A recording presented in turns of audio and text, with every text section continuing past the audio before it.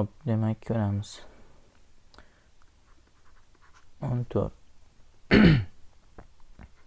fosfor, 8 ta fosforimiz, 3 ta bariy gidroksid bilan reaksiyaga kirishibdi.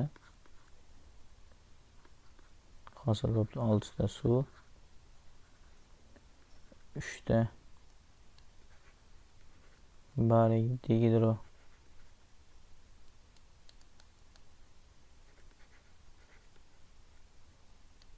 dihidrofosfat, 2 ta X hosil bo'libdi.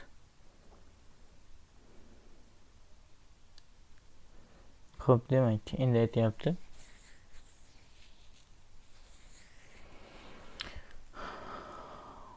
Reaksiyada olingan tuz va X moddasi uchun qaysi ifodalar to'g'ri deyapti. Xo'p, demak, topamiz. 1. Reaksiyada olingan tuz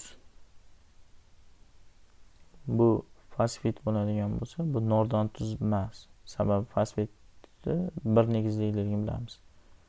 Degani bir xato degani.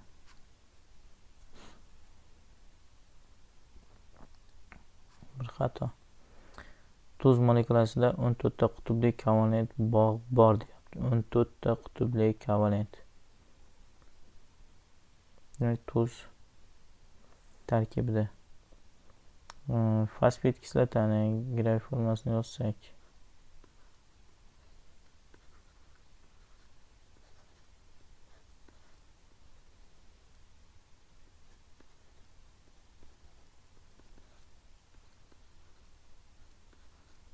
bitta, ikkita, uchta,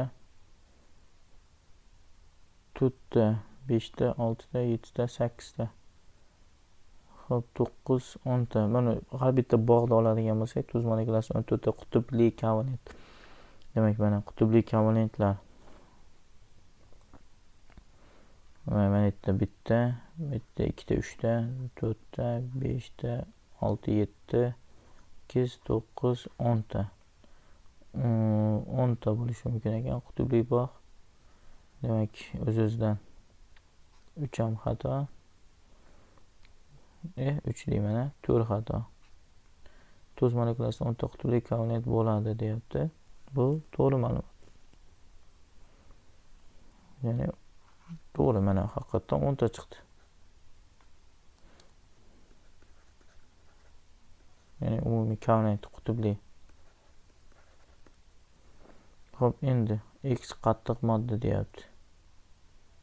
Xo'p, X qattiq modda. Xo'p, bu yerda 8 ta bo'lish uchun 3 kere 2 6, demak bu yerda bu X moddamiz pH3 bo'lishi mumkin.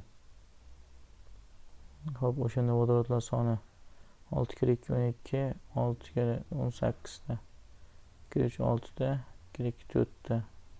12 ta, 12 ga 6 ta. To'g'ri bo'ladi. Vodorod pasif bo'ladi. Qattiq modda deyishim biz uchun xato bo'lyapti buni. X oddiy sharoitda molekulyar kristal panjaraga ega deyapti. Molekulyar kristal panjaraga.